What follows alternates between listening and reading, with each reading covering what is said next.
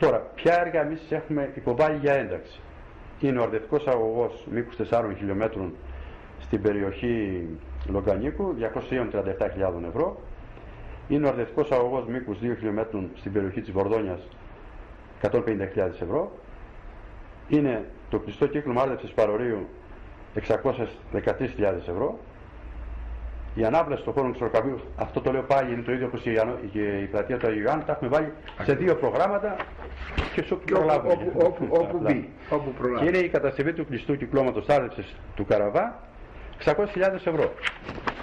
Σας είπα όλα αυτά διότι, όπως αντιληφθήκατε, όλα αυτά τα έργα αφορούν όλους τους τομείς. Θέλετε περιβάλλον, θέλετε ποιότητα ζωής, αναπλάσεις, θέλετε οδοποιία, θέλετε τοπική ανάπτυξη, αγροτικά, όλα αυτά είναι μέσα.